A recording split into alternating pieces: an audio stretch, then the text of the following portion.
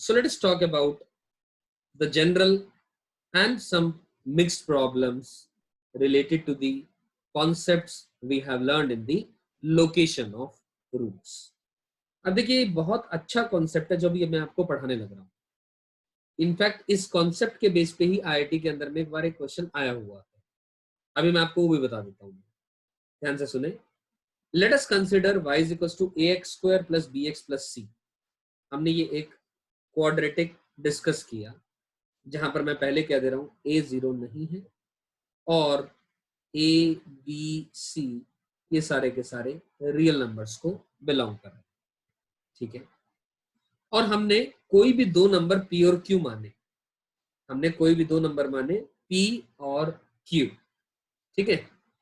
तो और ये क्वांटिटी, ये चीज गिवन है कि f of p is less than 0 and f of q is greater then 0. यानी p पर वैल्यू नेगेटिव आ रही है, q पर वैल्यू पॉजिटिव आ रही है. तो ऑब्वियसली इससे कंक्लूड हुआ कि f of p into f of q less than 0 आ रहा है. इसमें तो कोई भी कंफ्यूजन नहीं है. ठीक है. और p और q कोई भी दो रियल नंबर है, ये भी बात गिवन है. p, q belongs to real numbers. अब p और q दोनों सेम तो हो नहीं सकते क्योंकि p पर वैल्यू नेगेटिव आ रही है, q पर पॉजिटिव आ रही है. तो obviously p and q are distinct numbers. अब p में से लेट अस से एक मिनट के लिए मान के चलते हैं p q से छोटा है, इससे कोई फर्क नहीं पड़ेगा. हो सकता है p q से बड़ा हो, उस बात पर भी ये बात लागू है जो अभी मैं बताने लग रहा हूं. तो हमने कहा यानी कि अगर f of p into f of q less than 0 आ जाए तो इसका मतलब होता है ये, this equation has one root lying between p and q. आराम से समझिएगा कि इस इक्वेशन का एक रूट p और q के बीच में है. थोड़ा सा इस बात को और ग्राफिकली समझते हैं. जब हमसे कहा गया कि fx ax square plus bx plus c है तो दो बातें होंगी, या तो a पॉजिटिव होगा या a नेगेटिव होगा, क्योंकि ये क्वाड्रेटिक की बात हो रही है. a अगर पॉजिटिव है तो ये तय है बात, ये क्या हो जाएगा कि this will going to be a upward parabola. ठीक है ना, ये एक अपवर्ड पैराबोला. तो अपवर्ड पैराबोला के केस में हमारे पास तीन पॉसिबिलिटी ग्राफ की आती है. एक ये रही, graph neither cuts no touches the x axis. Second, the graph is touching the x-axis, and the third, the graph is cutting the x-axis. Correct? ठीक है, ये बात समझ में आती है यहां तक. Let us say ये अल्फा है और ये बीटा है और यहां पर अल्फा इक्वल टू बीटा है. ठीक है. तो क्वेश्चन में हमें गिवन है, क्या गिवन है?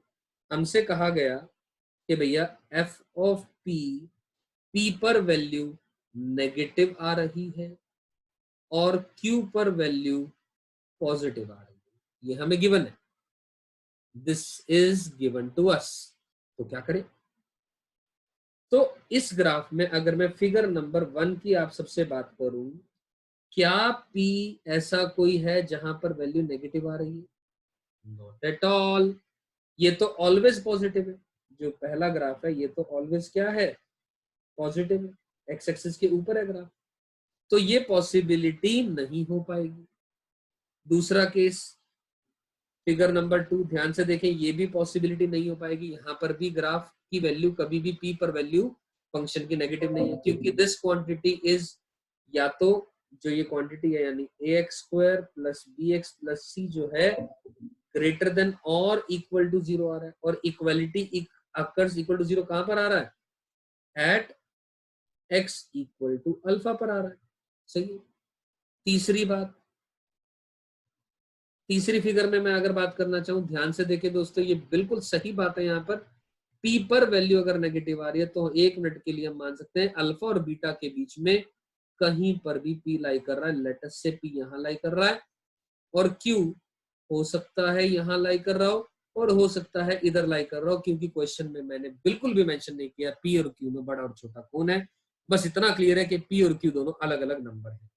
तो यहां पर 100% ये बात समझ में आ रही है, ऐसा हो रहा है, फॉलो हो रहा है, जो गिवन कंडीशन है F of P into f of Q less than 0 आ रहा है। So what does it imply? तो अगर ये केस है तो ध्यान से देखिए, पी और क्यू के बीच में एक रूट बीटा आ रहा है, हाँ या ना? और क्योंकि पी और क्यू के बीच में एक रूट आ रहा है, मैं फिगर नंबर 3 की बात करना चाहूं यहां पर, तो ध्यान से देखें, हमने कहा पी और क्यू के बीच में, इस डायग्राम को देख करके समझ में आ रहा है कि एक रूट लाई कर रहा है जिसका कि नाम है beta. So therefore figure number 3 की बात कर रहा हूं मैं, ये हमें क्या कंक्लूड कर रही है कि beta that is one root, one real root, obviously root है तो वो रियल है, जो क्योंकि वो एक्स एक्सिस के ऊपर लाई कर रहा है, real root exists between P and Q। ठीक है क्या? क्योंकि एक रूट रियल है, इससे एक और कंक्लूजन मिला अपने को, therefore both the roots are real, दोनों के दोनों रूट्स रियल होंगे, both the roots are real and distinct होगा। ये भी मैं बोल सकता हूं क्या? डिस्टिंक्ट इसलिए दोस्तों क्योंकि डायग्राम को देख करके, ग्राफ को देख करके समझ में आ रहा है कि एक रूट पी और क्यू के बीच में है और एक रूट पी और क्यू के बाहर है, यानी कि इस रूट की बात हो रही है अल्फा की। You getting my point? तो both the roots are real and distinct, तो इसका मतलब यहां से एक बात क्लियर हो रही है कि जो डिस्क्रिमिनेंट है वो ग्रेटर देन 0 आ रहा है। डी ग्रेटर देन 0 का मतलब रूट्स क्या होते हैं? रियल एंड डिस्टिंक्ट होते हैं। समझ में आई बातें मेरी? यही बातें यहाँ लिखी हुई हैं सारी की सारी। Hence the equation fx equal to 0 has real roots, real roots आ जाएंगे। तो ठीक है बात ये। अब दोस्तों मेरी बात ध्यान से सुनिएगा, हो सकता है ये तो केस नंबर 1 हमने डिस्कस करा, केस नंबर 1 था ये, जब ए पॉजिटिव है। अब मान लीजिए ए नेगेटिव है तो क्या होगा? अगर ए नेगेटिव है यानी case number 2, if A is negative. अगर ए नेगेटिव है तो कंफर्म है, अपने को पता है कि डाउनवर्ड पैराबोला होगा।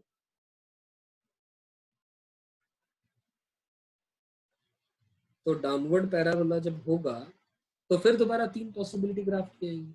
क्या क्या 3 पॉसिबिलिटी? या तो ग्राफ ऐसा आएगा, फिगर नंबर 1, या ग्राफ ऐसा आएगा टचिंग, यानी फिगर नंबर 2, या ग्राफ ऐसा आएगा यानी फिगर नंबर 3, यानी एक रूट अल्फा और एक रूट बीटा। ठीक है ना? ये फिगर नंबर अपने पास 3 आ गई। ठीक है, अब ध्यान से देखें, ये ग्राफ नहीं हो सकता, ये भी नहीं हो सकता, ओनली पॉसिबिलिटी ये होगी, क्योंकि फिर दोबारा मैं वही बात बोलूंगा, क्वेश्चन ने दिया है F of P into f of Q less than 0, यानी पी पर वैल्यू नेगेटिव और क्यू पर पॉजिटिव। पहली फिगर के अंदर में पी पर नेगेटिव, ऐसा कोई पी नहीं आ रहा है जहां पर ग्राफ नेगेटिव आ रहा हो। दूसरी फिगर में भी ऐसा कोई पी नहीं आ रहा है जहां पर ग्राफ क्या आ रहा हो। इनफैक्ट यहाँ पर पहली फिगर में ऑलवेज नेगेटिव आ रहा है, ऐसा कोई क्यू नहीं है, क्योंकि क्वेश्चन ने हमें कहा था कि f of P less than 0 and f of Q is greater then 0। तो क्यू, ऐसा कोई क्यू नहीं है जहां पर ये वैल्यू पॉजिटिव आ रही है, इसलिए गलत हो जाती है बात, ये पॉसिबिलिटी नहीं है। यहाँ पर भी फिगर नंबर 2 में ऐसा कोई क्यू नहीं है जहां पर वैल्यू पॉजिटिव आ रही है। लेकिन दोस्तों ध्यान से देखें, let's talk about the figure number 3। Figure number 3 के अंदर में अगर P ये रहा, यानी P पर नेगेटिव आ रहा है तो Q पर वैल्यू पॉजिटिव आ रही है, P पर नेगेटिव आ रही है वैल्यू और Q पर वैल्यू पॉजिटिव आ रही है। इतनी बात तो समझ में आती है अपने को। और फिगर नंबर 3 को देख करके साफ साफ पता चल रहा है, यहाँ पर भी फिगर नंबर 3 को देख करके साफ फील आ रही है अपने को, ये क्या आ रही है कि yes, one root lies between, किनके बीच में? P और Q के बीच में।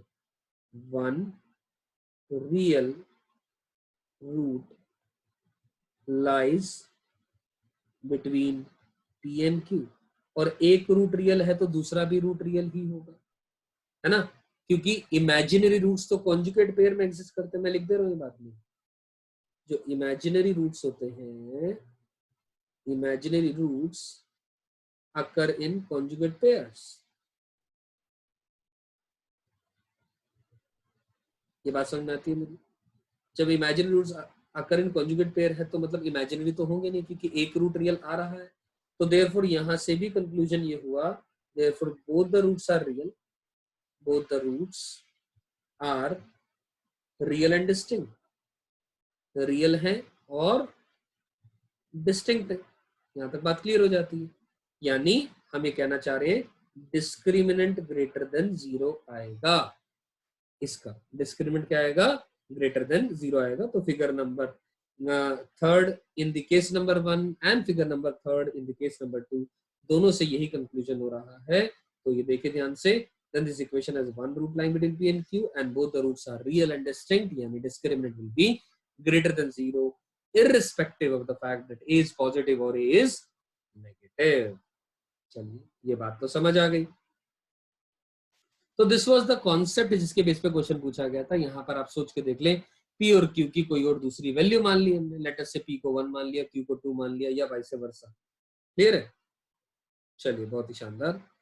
अब आइए दोस्तों, एक क्वेश्चन आपके सामने लिखा है, ये रहा example number 1। Let alpha be the real root of this equation. देखिए इस बात को अंडरलाइन करना बहुत जरूरी है, रियल रूट, अल्फा एक रियल रूट है, समझ में आती है बात इसका, इस इक्वेशन का। And beta is the real root of this equation, beta इस इक्वेशन का रियल रूट है।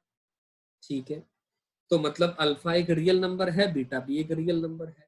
शो दैट, क्या बताना है अपने को, क्या शो करना है कि there exist a root gamma, एक रूट गामा एग्जिस्ट करता है इस इक्वेशन का। ये रही इक्वेशन इक्वल टू 0 तक, यानी ax² / 2 + bx + c = 0, और वो गामा इन दोनों अल्फा और बीटा के बीच में लाई कर रहा है।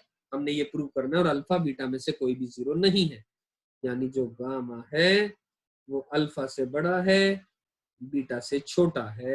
अपने को ये बात प्रूव करनी है, या ये तब जब अल्फा बीटा से छोटा है, या फिर जो गामा है वो बीटा से बड़ा अल्फा से छोटा, ये तब जब अल्फा बीटा से बड़ा है। सही, दो ही संभावनाएं हो सकती है, और अल्फा और बीटा दोनों सेम नहीं है, उसकी बात नहीं कर रहे हैं। ठीक है ना, सेम नहीं। तो करें तो क्या करें इस क्वेश्चन के अंदर में, इसका सॉल्यूशन आपके साथ लिखा है, पास लिखा है, ध्यान से देखिए, समझते चले। अल्फा इस इक्वेशन का रूट है, तो क्या करेगा, इस इक्वेशन को सेटिस्फाई। ये अल्फा इसका रूट है तो इस इक्वेशन को सेटिस्फाई करेगा, यानी एक्स की जगह मैंने अल्फा सब्स्टिट्यूट कर दिया, तो ध्यान से देखिए एक रिलेशन आ चुका अपने पास। ठीक है, और इसी तरह बीटा इस गिवन इक्वेशन का रूट है, तो बीटा इसका रूट है, तो इसके अंदर में बीटा पुट कर दोगे आप। ठीक है ना, बीटा इस इक्वेशन का रूट है, तो इसमें एक्स की जगह बीटा पुट कर दिया, तो माइनस का a beta square plus b beta plus c = 0। यहाँ तक समझ में आती है बात, इसमें कोई कंफ्यूजन नहीं है। चलिए बहुत ही बढ़िया। अब हमसे प्रूव करने के लिए क्या कहा गया है कि गामा एक रूट है इस इक्वेशन का, इक्वल टू 0, इस इक्वेशन का। हमने इसको एक मिनट के लिए fx मान लिया। ध्यान से देखें दोस्तों, fx = ax² / 2 + bx + c, हमने इसको fx मान लिया। तो क्या करें अब इसके अंदर में, अब इसके अंदर में हम ये चेक कर सकते हैं कि, ध्यान से देखिएगा दोस्तों, अब जब क्वेश्चन में लिख दिया कि हमने प्रूव करना है कि जो गामा है lies between alpha and beta, इस तरीके की बात प्रूव करनी है, तो कहीं ना कहीं ये बात वही रिजेंबल नहीं कर रही है कि एफ ऑफ पी, याद करो, नेगेटिव था, एफ ऑफ क्यू पॉजिटिव था, तो F of P into f of Q negative था। तो इसका मतलब क्या था कि इन पी और क्यू के बीच में एक रूट लाई कर रहा है, पी और क्यू के बीच में एक रूट लाई कर रहा है। हमने यही तो प्रूव किया था पिछले भी।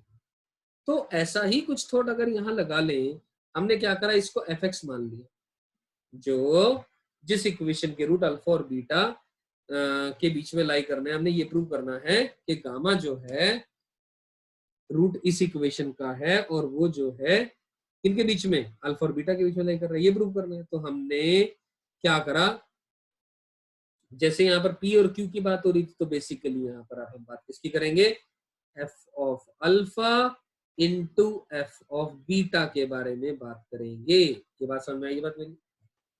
P मान लो अल्फा है, Q मान लो बीटा है, चलो ये बात भी क्लियर हो जाती है।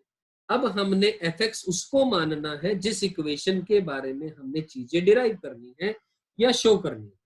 तो हमने क्या करा, fx ये लिखा, f ऑफ अल्फा निकाला, fx ये लिखा और f ऑफ अल्फा निकाला, यानी a alpha square by 2 plus b alpha plus c, ये f ऑफ अल्फा आ गया। यहाँ तक तो बात समझ में आ जाती है। अब दोस्तों ध्यान से देखें, ये रिलेशन नंबर 1 अपने पास आया हुआ है a alpha square plus b alpha plus c equal to 0। तो इसका मतलब जो b अल्फा प्लस c है उसकी वैल्यू माइनस का a alpha square divided by 2 हो जाएगी। You getting my point? b alpha plus c है, b अल्फा प्लस c है, उसकी वैल्यू माइनस का a अल्फा स्क्वायर बाय 2, या इनफैक्ट ऐसा लिखो ना, देखो ध्यान से दोस्तों, इसको रेज करते हैं 1 मिनट के लिए, आराम से सुनो मेरी बात। क्या हमने कहा, अल्फा का रिलेशन नंबर ये 1 आ गया, तो b अल्फा प्लस c की वैल्यू माइनस का a अल्फा स्क्वायर लिख सकता हूं मैं। तो f ऑफ अल्फा जो हमने लिखा, यानी a alpha square by 2 plus b alpha plus c, तो b अल्फा प्लस c की जो वैल्यू है वो मैं माइनस का a अल्फा स्क्वायर पुट कर दे रहा हूं। तो एज अ रिजल्ट माइनस का a by 2 times of alpha square आ गई, किसकी वैल्यू, f ऑफ अल्फा की। और इसी तरह f ऑफ बीटा निकालें, बीटा पर वैल्यू x की जगह बीटा पुट कर दे इस इक्वेशन के अंदर में, यानी a beta square by 2 plus b beta plus c। तो फिर से यहां से रिलेशन नंबर 2 से b बीटा प्लस c की वैल्यू a बीटा स्क्वायर आ जाएगी, यानी f ऑफ बीटा की जो वैल्यू है 3/2 times of a beta square आ गई। तो ध्यान से देखिए दोस्तों, f ऑफ अल्फा आ चुका है, f ऑफ बीटा आ चुका है। अब f ऑफ अल्फा कहाँ है, ये रही बात, ठीक, और f ऑफ बीटा ये रहा आपके पास। अब f of alpha into f of beta निकाले तो ध्यान से देखें वो क्या आ रहा है, माइनस का 3/4 times of a square alpha square beta square. अब ये तो तय है, ये पोर्शन तो नेगेटिव हो गया क्योंकि -3/4 है। अब a square alpha square beta square, अब किसी भी चीज का, किसी भी नंबर का अगर स्क्वायर होता है तो वो कभी नेगेटिव नहीं हो सकता, या तो 0 या पॉजिटिव होगा। लेकिन वो 0 तभी होगा अगर, जैसे कि अल्फा स्क्वायर 0 तभी होगा अगर अल्फा 0 होगा, और अल्फा और बीटा हमें कह दिया गया है शुरू में ही कि वो 0 नहीं है। और क्योंकि एक क्वाड्रेटिक इक्वेशन वर्ड यूज कर दिया गया है तो हम a को भी 0 नहीं मानेंगे, हम a को भी 0 नहीं मानेंगे। यहां तक बात समझ में आई? तो इसका मतलब क्या हुआ, जब a 0 नहीं है, अल्फा 0 नहीं है, बीटा 0 नहीं है, तो माइनस का साइन आ गया, तो ये पूरी क्वांटिटी पॉजिटिव है। तो इसका मतलब नटशेल में ये क्वांटिटी नेगेटिव आ गई, यानी f of alpha into f of beta is less than 0। अब आप सोच करके देखें, f of alpha into f of beta less than 0 आ गया, तो इसका मतलब कंफर्म है अल्फा और बीटा के बीच में एग्जैक्टली एक रूट लाई कर रहा है। इसका मतलब कंफर्म है, I am talking about the corollary of the result ऊपर जो हमने पढ़ा, ठीक है ना। मैं क्या कह रहा हूँ, f of alpha into f of beta less than 0 है, तो अल्फा और बीटा के बीच में एक रूट लाई कर रहा है जो कि रियल है, कंफर्म है। और लेट अस नेम दैट, जिस x की वैल्यू पर आ रहा है उसको हम गामा नाम बोल सकते हैं। ऐसा कुछ ग्राफ होगा, ठीक है ना। अपवर्ड पैराबोला तो ऐसा कुछ हो जाएगा, डाउनवर्ड पैराबोला तो ऐसा कुछ हो जाएगा। यानी मेरा कहने का मतलब भावार्थ ये हुआ, ये अल्फा है, ये बीटा है। इसी तरीके से इस ग्राफ के ऊपर भी अपन लोग कमेंट कर सकते हैं, सही है।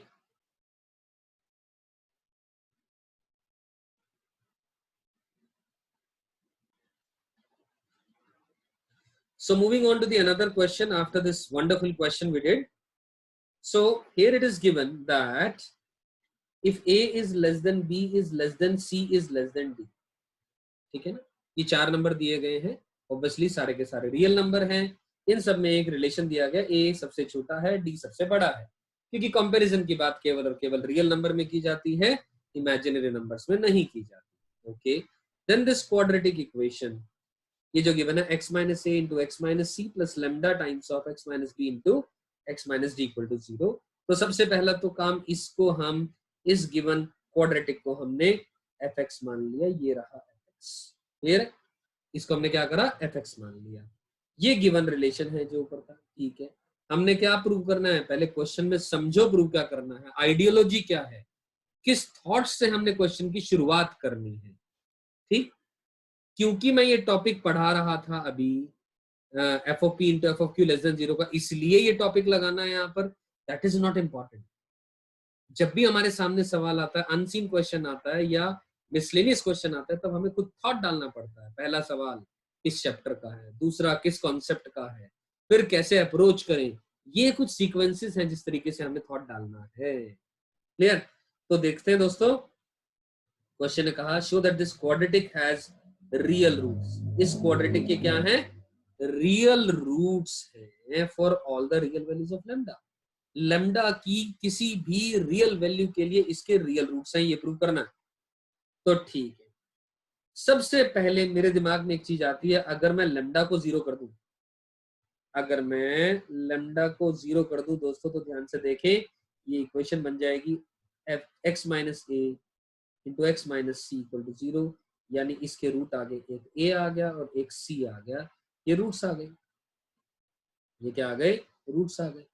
और जब ये रूट्स आ गए तो कंफर्म है ये रियल ही है, in fact a b c d real है एंड डिस्टिंक्ट है। तो हमने यहां तो प्रूव कर लिया roots are real and distinct, roots real भी प्रूव हो गए और डिस्टिंक्ट भी प्रूव हो गए इफ लैम्डा इक्वल टू 0।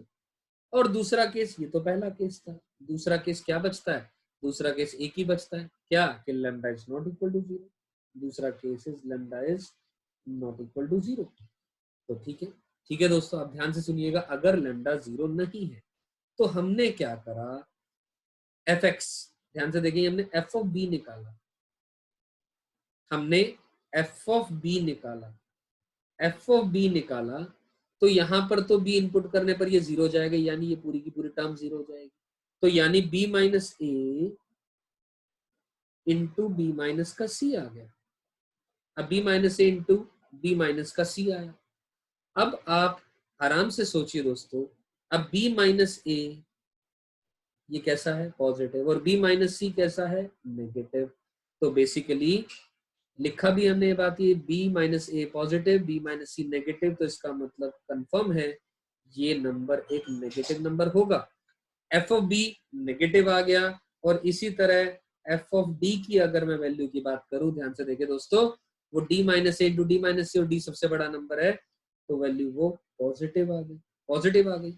इसका मतलब क्या हुआ, इसका मतलब हुआ कि अगर मैं इन दोनों को मल्टीप्लाई कर दूं, जैसे कि f of b into f of d, ये क्या आ गया, नेगेटिव आ गया। ये वही बात आ गई, वही वाला कॉन्सेप्ट जो हम पढ़ते हैं, F of P into f of Q less than 0 का मतलब होता है पी और क्यू के बीच में एक रूट लाई कर रहा है, तो वही बात लिखी, f of b and f of d have opposite sign, therefore f x equal to 0 has one real root between b and d. मेरी बात समझ में आई है कि इसका मतलब क्लियर हो गया, क्या क्लियर हुआ इसका मतलब, one real root exists between B and D, ये बात क्लियर हो गई। और एक रियल रूट आ रहा है तो दूसरा भी रूट रियल ही आएगा, दूसरा भी रूट रियल ही आएगा, क्योंकि इमेजिनरी रूट्स कॉन्जुगेट पेयर में एग्जिस्ट करते हैं। देयरफॉर मैं लिख सकता हूं both the roots are real, both the roots are real. ये बात समझ में। अब कुछ बच्चे यहाँ पर एक और बात बोल सकते हैं, पूछ सकते हैं, क्या कि सर आपने बी पर और डी पर ही वैल्यू क्यों निकाली, ए पर और सी पर क्यों नहीं निकाली। अरे निकाल लो, कहाँ कंफ्यूजन है, आप ए और सी पर निकाल ले। देखिए दोस्तों, कोई फर्क नहीं पड़ेगा उससे भी। Let me try it for you, let me से एफ ऑफ ए क्या होगा। एफ ऑफ ए की अगर मैं बात करूं तो दोस्तों ध्यान से देखें, ए पर ये वाली तो टर्म 0 आ जाएगी, ठीक। तो lambda times of a minus b into a minus का d, lambda times of a minus का बी इंटू ए माइनस का डी। यहां तक समझ में आती है बात। Lambda times of a minus का बी इंटू ए माइनस का डी। अब इसी तरह एफ ऑफ सी निकाल लो, एफ ऑफ सी निकालू, अगर मैं एफ ऑफ सी निकालूंगा तो फिर से ये वाली टर्म तो जीरो हो जाएगी, तो lambda times of c minus b into c minus का d, lambda times of c minus का बी इंटू सी माइनस का डी। यहां तक बात समझ में आ जाती है। मैंने क्या करा, ए और सी की पेयरिंग की बात करी अलग से, ए और सी पर बात यहां कर रहा हूं, बी और डी पर बात यहां कर ली। ए और बी पर क्यों नहीं बात करी, ए और बी पर बात करता तो उस केस में ए के केस में ये वाली टर्म में कुछ कुछ आता, और बी पर बात करता तो ये वाली टर्म्स में से कुछ ना कुछ आता, ठीक है ना। तो इसीलिए मैंने, क्योंकि लेमडा इस केस में फाइनली मुझे ये तो पता लग गया एफ ऑफ बी और एफ ऑफ डी की बदौलत हमें नेगेटिव आ रहा है प्रोडक्ट, मतलब प्रोडक्ट करना है। तो ध्यान से देखें, एक चीज तो यहाँ देखने की है क्या, कि a माइनस का b इंटू ए माइनस का d लिखा हुआ है। अब a माइनस का b less than zero, a minus d भी लेस देन जीरो, तो नेगेटिव इंटू नेगेटिव ये पॉजिटिव होगा, तो lambda into a positive number आ गया ये, ठीक है। और ये लेमडा इंटू अब c माइनस का b इंटू सी माइनस का d, ध्यान से देखें c माइनस का b into c minus d, positive into negative negative आ गया, तो लेमडा इंटू नेगेटिव नंबर आ गया। यहां तक बात समझ में आती, ठीक है। अब दोस्तों ध्यान से देखें, which implies clearly that f of a into f of c is negative number multiplied by lambda का स्क्वायर, आया ना, है ना। Positive number multiplied by negative number will be a negative number into lambda square. अब lambda equal to zero का case already मैं discuss कर चुका हूं अलग से। Lambda not equal to zero है तो कंफर्म है ये जो नंबर होगा किसी चीज का स्क्वायर है वो तो पॉजिटिव होता है, तो कंफर्म है ये ऑलरेडी क्वांटिटी नेगेटिव ही होगी हमेशा। F of a into f of c negative आ गया, बोलो सही है क्या। अगर f of a into f of c negative आ गया तो इससे क्या पता चलता है, क्या कंक्लूजन निकलता है, it clearly implies one real root lies in between A and C, ये कंफर्म है। एक रियल रूट लाई करेगा A और C के बीच में, तो कंफर्म है एक रूट रियल है तो दूसरा इमेजिनरी नहीं हो सकता, तो therefore both the roots are real, both the roots are real. क्या ये मेरी बात समझ में आती है, क्योंकि ये जो गिवन इक्वेशन दी गई ये तो कंफर्म है ये एक क्वाड्रेटिक है, तो क्वाड्रेटिक के दो ही रूट होते हैं, एक रूट रियल होगा तो दूसरा भी रूट रियल ही होगा, ठीक। तो अभी भी किसी बच्चे के मन में सवाल आ सकता है, जैसे मैंने बी और डी की यहाँ बात अलग कर ली, ए और सी की बात यहाँ अलग कर ली, किसी बच्चे के मन में कोई और पेयरिंग रिलेटेड आ रही है बात, वो भी आप अपना करके देखें, वहां से भी आपके पास रिजल्ट 100% ऐसा ही आएगा कि समथिंग इनटू समथिंग नेगेटिव आ रहा है क्या। और जिस केस में आप नहीं प्रूव कर पा रहे, मान लीजिए कोई और क्वेश्चन में कि मान लो f of a into f of b की बात करी मैंने, मैं एक कंक्लूजन पे नहीं आ पा रहा कि पॉजिटिव है नेगेटिव है, तो ए और बी को छोड़ दो, ए और डी को पकड़ लो, ए और सी को पकड़ लो, डी और सी को पकड़ लो, वाया वो those two terms, those two numbers or those two values of x via which we are able to come to a conclusion, go ahead, hardly matters कि हमने कौन सी वैल्यू ली, क्या फर्क पड़ता है उस बात से। अरे हम यहाँ पे यही तो कह रहे हैं कि one root lies between a and c जब f of a into f of c less than zero आया। हमने ये तो नहीं कहा f of a into f of c less than zero से हम ये कंक्लूजन पे आ गए कि ए और डी के बीच में एक रूट आ रहा है, ऐसा नहीं कह रहे हैं। क्लियर है। So I'm sure this question is also clear to all of you. So let's move ahead to some another question. आइए यहां बात करते हैं दोस्तों,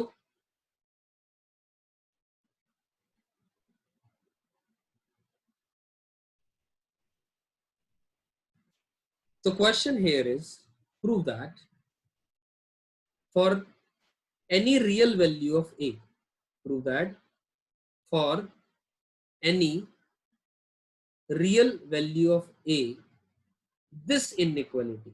अब आराम से इसको देखिए, आराम से समझिएगा इस क्वेश्चन को, कोई जल्दी नहीं अपने को समझने की।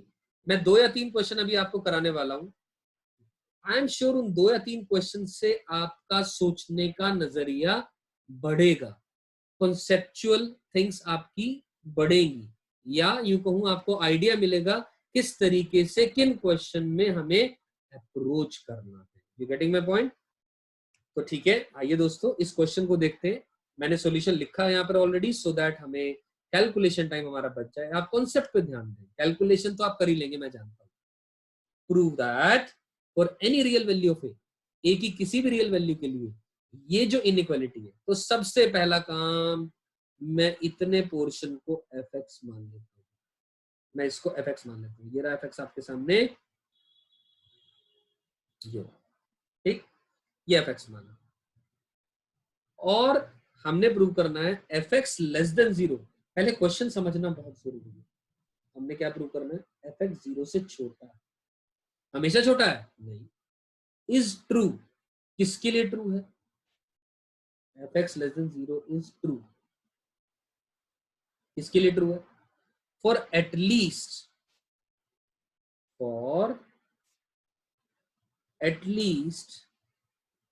1x less than 0। आराम से समझिए कि एफ एक्स नेगेटिव है, किसके लिए? कम से कम एक एक्स के लिए। कौन सा एक्स? जो कि नेगेटिव है। समझे बात को? किसी एक्स के लिए नेगेटिव नहीं, कम से कम एक एक्स के लिए जो कि नेगेटिव। तो ये बहुत इंपॉर्टेंट है बात, at least 1x less than 0। This is very important. हमने f x less than 0 prove करना है। ट्रू है किसके लिए? कम से कम एक एक्स के लिए जो कि नेगेटिव आ रहा है। तो बढ़िया, बहुत ही अच्छा दोस्तों, ध्यान से देखिए, इस एफ एक्स के बारे में ध्यान दें। सबसे पहली बात, इस एफ एक्स के अंदर में ये एक क्वाड्रेटिक है। एफ एक्स जो है वो क्या है? एक अपवर्ड पैराबोला है। क्यों अपवर्ड पैराबोला है? ध्यान से देखिए दोस्तों, इसके अंदर में जो कोएफिशिएंट ऑफ एक्स स्क्वायर है वो क्या लिखा है? ए स्क्वायर प्लस 3।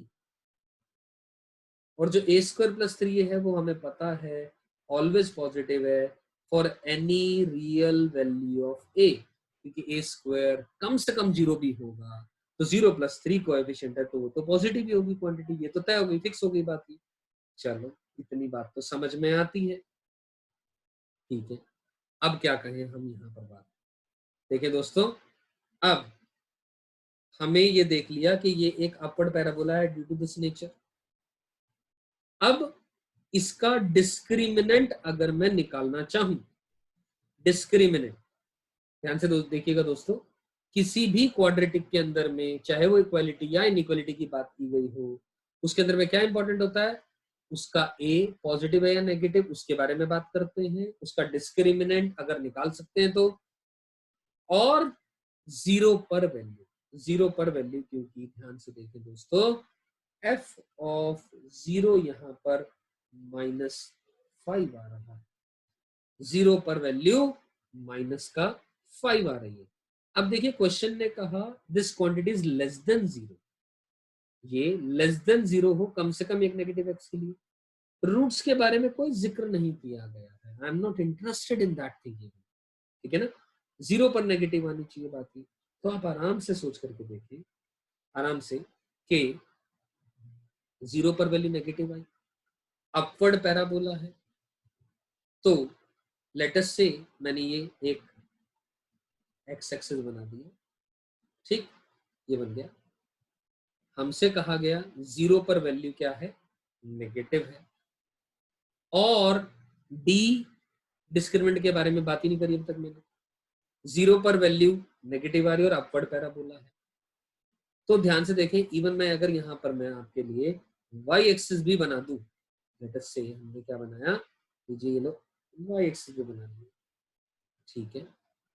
तो हमसे कहा गया है क्वेश्चन में कि 0 पर वैल्यू नेगेटिव आ रही है, तो 0 पर वैल्यू -5 आ रही है। ये बात अपवर्ड पैराबोला है। तो दोस्तों ध्यान देखिए, ये कंफर्म है जो ग्राफ है अपवर्ड पैराबोला, तो ऐसा कुछ होगा, ऐसा कुछ। मेरा कहने का भावार्थ या मतलब ये है, ऐसा कुछ, या इस तरीके से बात करूं मैं कि ये x और y एक्सिस है, तो ऐसा कुछ। 0 पर वैल्यू नेगेटिव आ रही है, तो दोस्तों मान लीजिए एक रूट अल्फा ये है, तो और ये जो बीटा है, ठीक है, ये तो तय है इस बीटा और 0 के बीच में कम से कम एक एक्स लाई करेगा, हाँ या ना?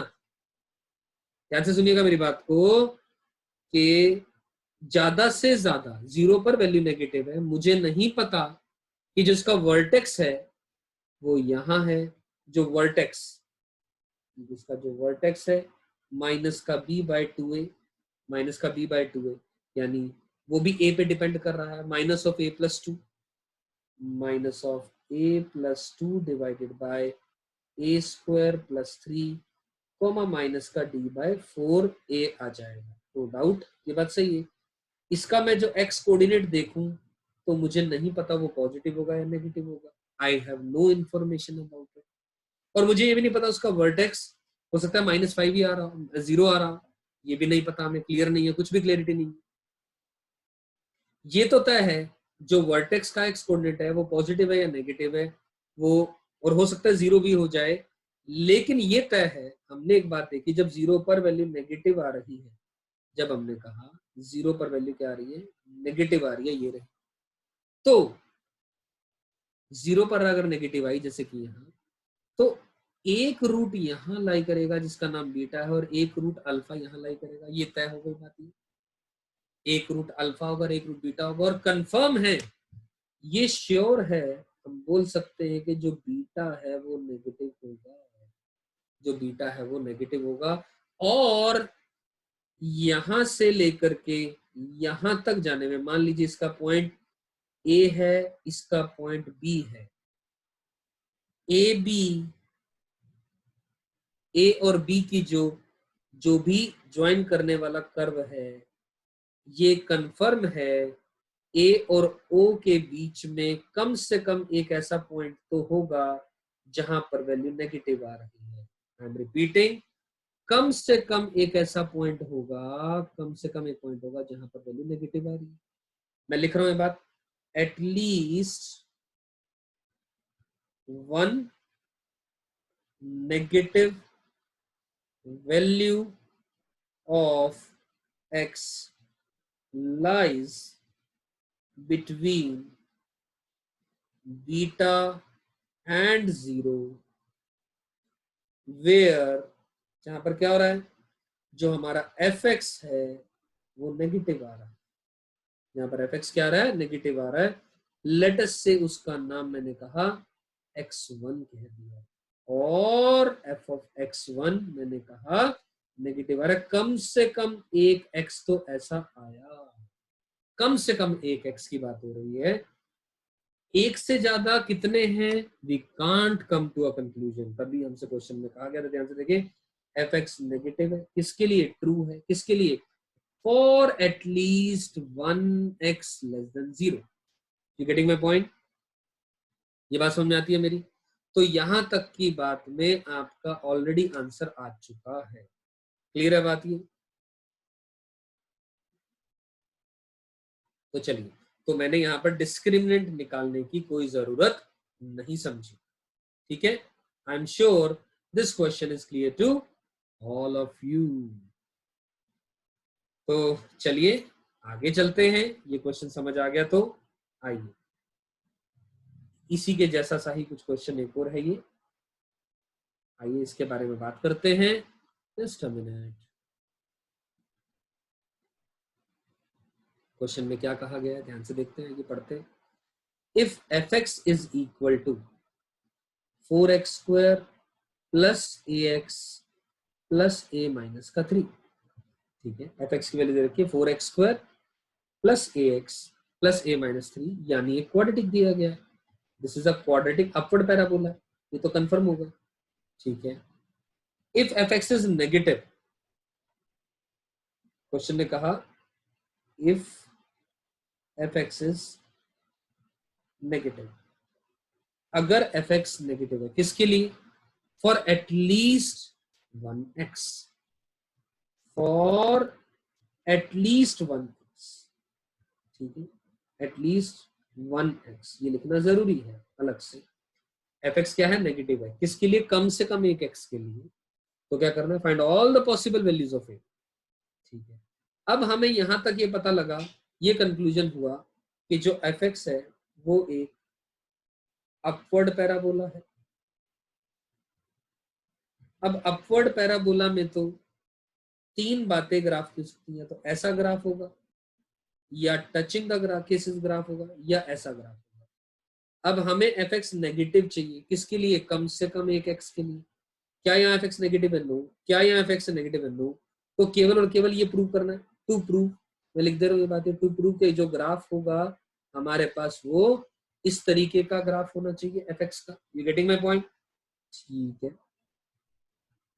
अब ध्यान से देखें दोस्तों, अब क्या कर सकते हैं इस क्वेश्चन में कि एफ एक्स हमारा नेगेटिव होना चाहिए।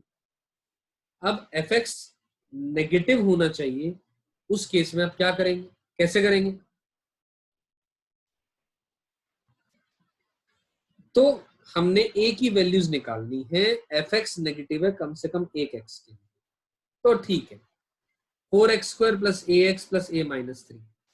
अब आराम से ये सोचिएगा कि मैं पॉसिबिलिटीज के बारे में आपसे बात कर रहा हूं। I am talking about the various possibilities. क्या है पॉसिबिलिटीज? ध्यान से सुनिएगा। हमसे कहा, दोबारा बोल रहा हूं मैं बात, ये एफ एक्स नेगेटिव है, और ये दोनों पॉसिबल केस खत्म हो चुके हैं, ये वाला भी और ये वाला भी। ओनली पॉसिबिलिटी ये बचती है। अब हमारा जो एफ एक्स है वो कितना है? 4x² plus a x plus a minus 3।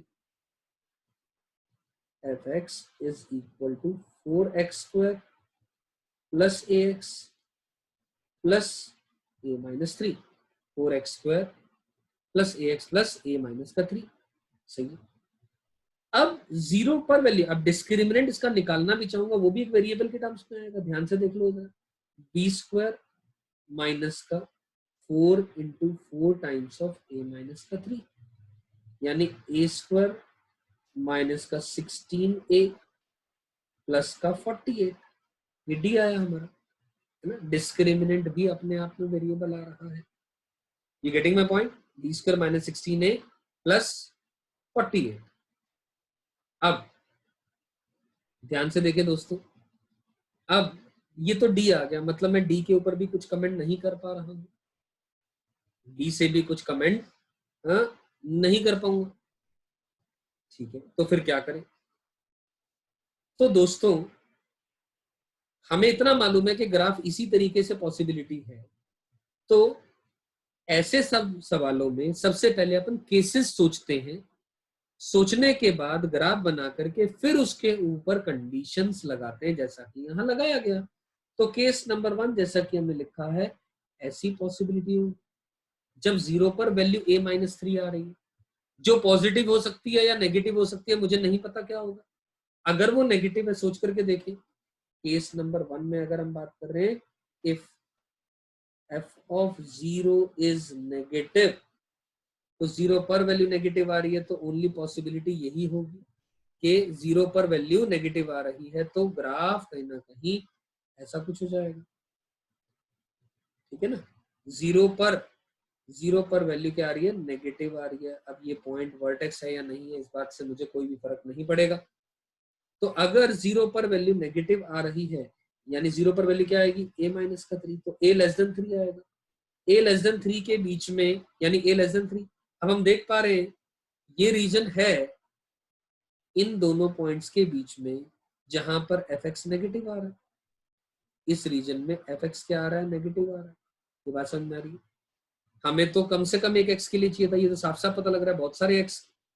ठीक है ना, ये बात समझ में आ गई? मतलब बेसिकली मैं इस इंटरवल की बात कर रहा हूँ।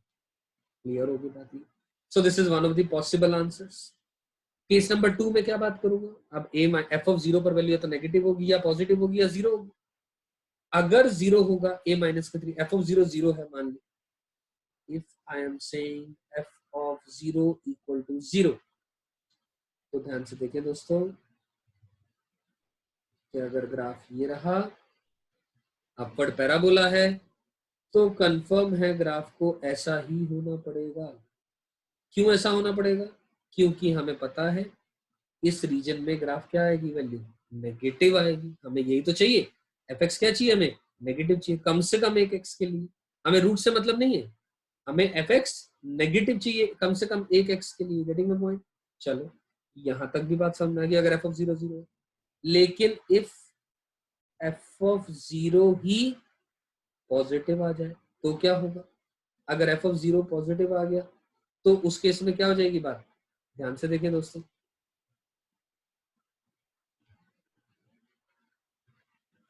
अगर जीरो पर वैल्यू पॉजिटिव आ गई तो उस केस में जो ग्राफ होगा, जीरो पर वैल्यू पॉजिटिव का मतलब तो केवल और केवल यही हो सकती है बात, यही पॉसिबिलिटी हो जाएगी, और तो कोई होने से रही, क्योंकि जीरो पर वैल्यू पॉजिटिव चाहिए अपने को, जीरो पर पॉजिटिव चाहिए तो यही पॉसिबिलिटी ग्राफ की बनेगी।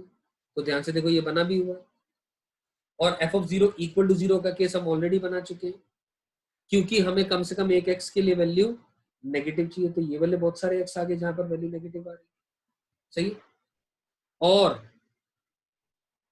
दूसरे अपर पैराबोला में बचे कुछ दो केसेस, वो तो नहीं होंगे, हम ऑलरेडी डिस्कस कर चुके, this one and this one I am talking about, ठीक है। तो जितने भी केसेस हमने डिस्कस करे ध्यान से देखें, उन सभी में यही केस आ रहा है ग्राफ का, कि graph is cutting at least at two distinct points, वो तो क्लियर हो रही बात है, चाहे f of zero less than zero case में आ रहा हो, चाहे f of zero equal to zero case में आ रहा हो, चाहे f of zero greater than zero के केस में आ रहा हो, सही है बात ये। तो इन दोनों केसेस को मैं क्लब कर सकता हूं, जैसा कि मैंने ऊपर लिखा है, ध्यान से देखो, F of zero is greater then और इक्वल टू जीरो। तो इस केस में हमें पता है कम से कम एक एक्स नेगेटिव है, तो कंफर्म है डी तो ग्रेटर देन जीरो ही है, क्योंकि वो तभी होगा एफ एक्स नेगेटिव जब दो अलग अलग रूट्स काट रहे होंगे, दो अलग अलग रूट्स काटेंगे तो रूट्स के बीच का जो एरिया होगा वहां पर एफ एक्स की वैल्यू नेगेटिव आएगी, तो इसी का मतलब है कि डिस्क्रिमिनेंट ग्रेटर देन जीरो आएगा। और ये तय है जो वर्टेक्स है उसका एक्स कोऑर्डिनेट, वर्टेक्स का एक्स कोऑर्डिनेट यानी माइनस का b/2 नेगेटिव होगा, क्यों? वर्टेक्स का एक्स कोऑर्डिनेट ध्यान से देखें दोस्तों, यहाँ पर कहीं ना कहीं लाई करेगा, यहाँ पर बात कर ले तो वर्टेक्स का एक्स कोऑर्डिनेट कंफर्म है यहाँ पर कहीं ना कहीं होगा, यानी माइनस का b/2 नेगेटिव होगा, क्योंकि अगर आप मेरे से बोले कि सर ये पॉसिबिलिटी है क्या,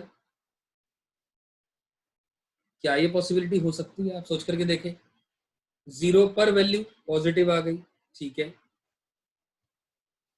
जीरो पर वैल्यू क्या आ गई है, पॉजिटिव आ गई, लेकिन एफ एक्स क्या चाहिए, नेगेटिव चाहिए, एफ एक्स नेगेटिव तो आ रहा है फॉर एटलीस्ट वन एक्स, ध्यान से देखिए, फॉर एटलीस्ट वन एक्स, क्या ये केस पॉसिबल है, कम से कम एक एक्स के लिए एफ एक्स क्या आ रहा है, नेगेटिव आ रहा है, जीरो पर वैल्यू कैसी आ रही है, पॉजिटिव आ रही है ना, जीरो पर वैल्यू पॉजिटिव आ गई, हमें एफ एक्स नेगेटिव चाहिए।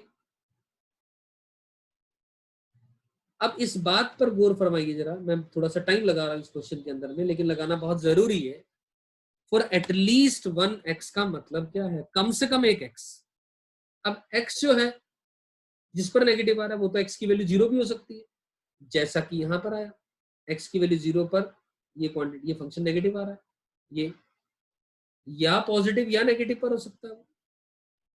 तो एक्स की वैल्यू यहां पर तो इस डायग्राम से तो नेगेटिव एक्स पर एफ एक्स नेगेटिव हो रहा है, और यहां पर भी ये वही ग्राफ है, एक्स नेगेटिव पर एफ एक्स नेगेटिव हो रहा है, यहां पर एक्स पॉजिटिव पर एट एक्स, एट, मैं इनफैक्ट मैं ये लिख दूं इस तरीके से, at some positive values of x, जो एफ एक्स है वो नेगेटिव आ रहा है, बोलो एफ एक्स नेगेटिव आ रहा है। अब आराम से इस क्वेश्चन में देखें, इस क्वेश्चन में थोड़ा सा चेंज करेंगे हम, एटलीस्ट वन एक्स की बजाय एटलीस्ट वन नेगेटिव एक्स करेंगे। आई रिपीट, इस क्वेश्चन में एटलीस्ट वन नेगेटिव एक्स की बात करेंगे, वरना ये केस भी हमारे लिए होल्ड ट्रू कर जाएगा, ठीक है ना। अगर मैं ये कह रहा हूं आपसे, मैं ये क्वेश्चन में गलती है ऐसा नहीं कह रहा हूं मैं, लेकिन ये जो आंसर मैंने लिखा हुआ है, this answer is for at least one negative x, at least one x का जो केस होगा उसमें ये तो होगा ही होगा केस एटलीस्ट वन एक्स का केस जहां पर फंक्शन नेगेटिव हो जाए वो ये भी केस होल्ड ट्रू कर जाएगा। मेरी बात समझ आ रही है? तो उस केस में तो आप d ग्रेटर देन 0 करते बहुत है, और इस केस में आपको जो माइनस का b/2a है वो भी लेस देन 0 रखना पड़ेगा, तभी नेगेटिव x के लिए, कम से कम एक नेगेटिव x के लिए fx आपका नेगेटिव होगा। You getting my point? यही कारण है मैंने यहाँ पर at least one negative x add कर दिया। तो f of 0 is greater than equal to 0 ये तय है, d ग्रेटर देन 0 कर दिया, और माइनस का b/2a लेस देन 0 कर दिया। केवल इस केस की वजह से एटलीस्ट वन नेगेटिव एक्स के लिए ये फंक्शन नेगेटिव हो जाए। तो अब क्या करेंगे, इन तीनों केसेस की बात करो अलग अलग से। 0 पर वैल्यू ये रही, ये आ गई इनइक्वालिटी, d ग्रेटर देन 0 करने से ये वैल्यू आ गई, माइनस b/2 लेस देन 0 से ये आ गया। तो इसका 1 का 2 का 3 का क्या ले लें, इंटरसेक्शन ले लें। इन सब का 1 2 3 का क्या ले लेंगे, इंटरसेक्शन ले लेंगे। ये आंसर आ गया।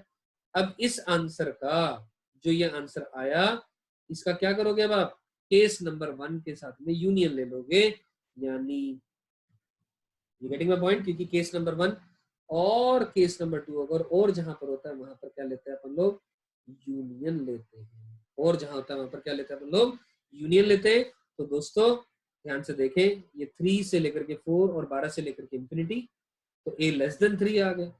तो मतलब 3 से पीछे का सारा एरिया भी आंसर में आ गया। तो -6 यूनियन 12 से लेकर के इंफिनिटी। मेरी बात समझ में आई है? एटलीस्ट वन नेगेटिव एक्स के लिए ये आंसर आपके पास दिया गया है, लेकिन अगर एटलीस्ट वन एक्स के लिए होता तो नो डाउट ये बात सही थी। तो सिंपल आप d ग्रेटर देन 0 कर दो, वहां से भी जो आंसर आएगा वो आंसर आपका होगा।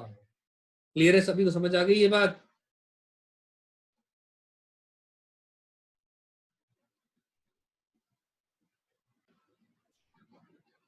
चलिए आइए दोस्तों इस क्वेश्चन के बारे में बात करते हैं।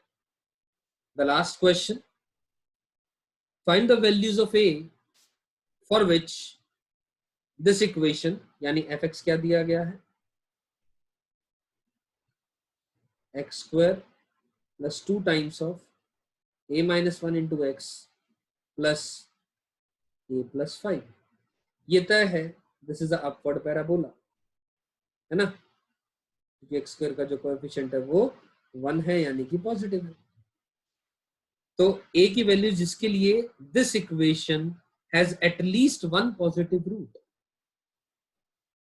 हैज, मैं लिख रहा हूं ये बात, क्या मांगा गया है, fx has at least one positive root.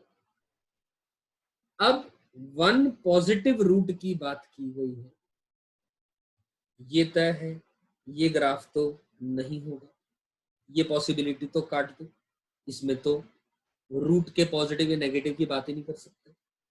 Has at least one positive root, तो क्या पॉसिबिलिटीज हो सकती है, क्या संभावनाएं हो सकती है, सोच करके देखते हैं। Has at least one positive root, अब कम से कम एक रूट पॉजिटिव है का मतलब क्या है भाई, या तो क्या बोल सकता हूं मैं, वन रूट इज पॉजिटिव, और दूसरा वन रूट इज पॉजिटिव और अदर इज या तो नेगेटिव है या 0 है। ठीक है, ये पहला केस। दूसरा, both are positive, both the roots are positive, और वो हो सकता है डिस्टिंक्ट हो या फिर सेम हो, दो ही बातें हो सकती है यहाँ पे। Getting point? आप ऐसे सोचा करें हमेशा। क्या मतलब, one root is positive, other is negative या फिर 0। अब ध्यान से देखिए दोस्तों, 0 पर वैल्यू क्या आ रही है, यहाँ पर a+5 आ रही है, और क्या हो सकता है सोच करके देखिए, 0 पर वैल्यू आ गई a+5, you getting my point. अब 0 पर वैल्यू a+5 आ गई। अब a तो एक पैरामीटर है, हमें नहीं पता वो पॉजिटिव है नेगेटिव है। वर्टेक्स भी, इसका वर्टेक्स क्या होगा, इसका जो वर्टेक्स है माइनस का b/2 है, मतलब minus of 2 times of a-1, मतलब 2 times of 1 minus a, 2 times of 1 minus a divided by 4, और माइनस का d/4 है, माइनस का d/4 आ जाएगा। ठीक है ना, जस्ट निकाल करके दिखा रहा हूं मैं क्योंकि जरूरत तो पड़ने वाली इन चीजों की। तो डी की बात करूंगा तो डी क्या आ जाएगा, सोच करके देखें। Discriminant is going to be b square यानी 4 टाइम्स ऑफ ए माइनस का 1 का whole square minus 4 times of a plus 5, 4 times of a plus 5 यानी 4 आप कॉमन लेंगे इसमें से तो बन जाएगा कितना, ए स्क्वायर प्लस 1 माइनस का 2a माइनस ए माइनस का 5 यानी ये क्या बनी value, 4 times of A square minus 3a minus का 4, ये बन गया। फैक्टराइज करेंगे तो 4 times of A square minus का 4a प्लस ए माइनस का 4 यानी जो डी आया वो अपने पास आ गया 4 टाइम्स ऑफ ए माइनस का 4 इंटू ए प्लस का 1, ये डी आ गया। ये भी वेरिएबल आ रहा है, देखो ए पे डिपेंडेंट आ रहा है। तो वर्टेक्स के बारे में भी हम कुछ कमेंट नहीं कर सकते, यानी नटशल में हम पोजीशनिंग नहीं कर सकते ग्राफ की एक्यूरेट क्या होगी। यहां तक बात समझ में आती है, ठीक है। तो क्या करें फिर इसके लिए बात, अब हमसे कहा गया कि एफ एक्स जो है हैज एटलीस्ट 1 पॉजिटिव रूट, तो या तो एक रूट पॉजिटिव होगा, दूसरा 0 या फिर नेगेटिव है। तो केस नंबर 1 के कोरस्पोंडिंग अगर मैं डायग्राम या ग्राफ बनाना चाहूं तो एक रूट पॉजिटिव है, तो एक रूट पॉजिटिव है और दूसरा 0 है या नेगेटिव है, मतलब या फिर ऐसी बात कर रहा हूं, या तो ऐसा कुछ केस होगा या फिर ऐसा कुछ केस होगा, यही दो बातें हो सकती है। एक रूट पॉजिटिव आया, दूसरा नेगेटिव आ गया, एक रूट पॉजिटिव आ गया, दूसरा 0 आ गया। और एफ एक्स क्या है, मैं दोबारा लिख दे रहा हूं ऊपर से एफ एक्स ताकि कंडीशंस लिखने में आसानी हो। X square plus 2 times of a minus 1 into x plus 2 times of a minus का 1 इंटू एक्स प्लस ये कितना आ जाएगा, प्लस ए प्लस 5 प्लस ए प्लस 5, ये है हमारे पास एफ एक्स।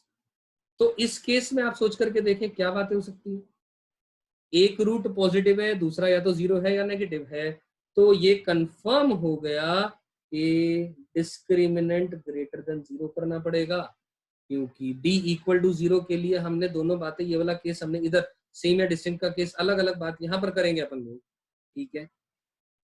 d पॉजिटिव आ गया, और दूसरी बात मैं बोल सकता हूँ माइनस का b/2a वो जो है वो क्या होगा, वर्टेक्स का जो x कोऑर्डिनेट हो गया, क्या उसकी पोजीशनिंग मैं कर सकता हूँ इस केस में, बताइए जरा।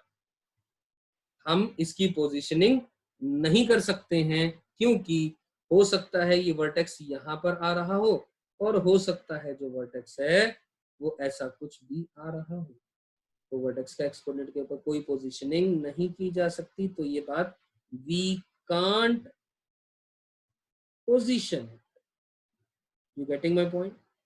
चलिए एक बात ये क्लियर हो जाती है, तो इसका मतलब दूसरी बात मैं क्या लिख सकता हूं, ध्यान से देखें दोस्तों कि 0 पर वैल्यू जो है वो या तो नेगेटिव आ रही है या 0 आ रही है, तो लेस देन और इक्वल टू 0। तो इस केस का और इस केस का और क्या बातें हम कर सकते हैं, ए के बारे में बात कर सकते थे, डी के बारे में कर सकते थे, और कोई पॉसिबिलिटीज हमें जो छूट गई हो इन ग्राफ को देखते हुए हम किसी और चीज के बारे में कमेंट नहीं कर सकते। तो एज अ रिजल्ट 1 से जो आंसर आएगा और 2 से जो आंसर आएगा दोनों का आप इंटरसेक्शन ले लें, इतना काम आई एम श्योर आप सिंप्लीफाई कर सकते हैं। मैंने डी भी निकाल दिया, एफ ऑफ 0 भी निकाल दिया, 0 पर तो वैल्यू पता ही है, एफ ऑफ 0 क्या है, एफ ऑफ 0 की वैल्यू है a प्लस 5, सही, ये केस नंबर 1 था। अब आते हैं दोस्तों केस नंबर 2 पर। तो केस नंबर 2 में हमने क्या कहा कि दोनों रूट के बारे में हम क्या कहना चाह रहे हैं, ध्यान से सुनिए।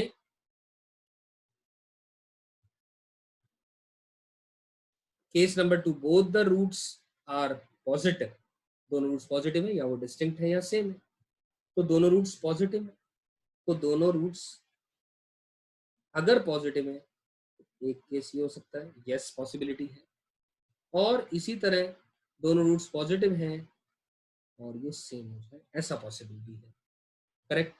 तो इनको ध्यान में रखते हुए हम क्या बोल सकते हैं, पहली कंडीशन यहाँ पर हमें पता लग रहा है जो डी है वो ग्रेटर देन और इक्वल टू 0 होगा, डी ग्रेटर देन और इक्वल टू 0 होगा। यहाँ तक बात समझ में आ रही है, क्योंकि ध्यान से देखें दोस्तों, मैं बार बार रिपीट कर रहा हूँ क्वेश्चन पे, एटलीस्ट 1 पॉजिटिव रूट चाहिए हमें, तो कम से कम पॉजिटिव एक रूट, यहाँ पर तो 2 पॉजिटिव रूट आ रहे हैं, ये रे, यहाँ पर जो दोनों आ रहे हैं वो दोनों के दोनों सेम हो गए हैं, ठीक। तो d greater than equal to 0।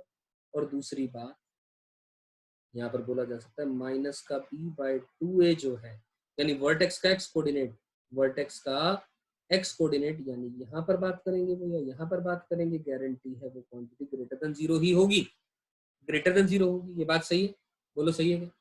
और जो तीसरी बात है f ऑफ 0, 0 पर वैल्यू गारंटी है पॉजिटिव होगी, 0 पर वैल्यू, क्योंकि 0 पर जो वैल्यू, ये ग्राफ ऊपर जाकर के कहीं ना कहीं इसको ऐसे काटेगा और ये ग्राफ भी कहीं ना कहीं इसको इस एक्सिस को काटेगा, यानी वाई एक्सिस को। तो इन तीनों का आप क्या ले लेंगे, इंटरसेक्शन ले लेंगे, इसको भी सिंप्लीफाई कर लेंगे, इसको भी सिंप्लीफाई कर लेंगे, और finally you'll take the union, इसका यूनियन हो गया union of case number 1 and case number 2, जहां से आपका आंसर आ जाएगा। आई एम श्योर समझ मेरी सारी बात आई होगी। मैंने भले सिंप्लीफिकेशन यहाँ पर नहीं करी है, और आप सबकी जानकारी के लिए मैं इस क्वेश्चन का आंसर तो ऑलरेडी खैर लिखा है, मुझे बताने की अलग से जरूरत नहीं है। तो kindly simplify this question and will get come across it, ठीक। तो मैंने यहाँ पर 2 केस बनाए, शायद समझ में आया होगा, क्योंकि fx का हमें कम से कम एक पॉजिटिव रूट चाहिए था, तो या तो एक रूट पॉजिटिव होगा, दूसरा नेगेटिव होगा, या 0 होगा, या फिर दोनों पॉजिटिव होंगे और दोनों पॉजिटिव में डिस्टिंक्ट या सेम का केस हो सकता था। इस बात को आप ऐसे भी समझ सकते थे कि ए की सारी real, A belongs to real में से माइनस कर दो कौन सा केस जो हमें नहीं चाहिए, एटलीस्ट 1 पॉजिटिव का मतलब क्या होता है, और मैं यहाँ पर लिख रहा हूं ये बात, और एटलीस्ट 1 पॉजिटिव का मतलब होता है या तो एक पॉजिटिव आ रहा है, 1 पॉजिटिव है, या फिर दोनों के दोनों पॉजिटिव है, यही है।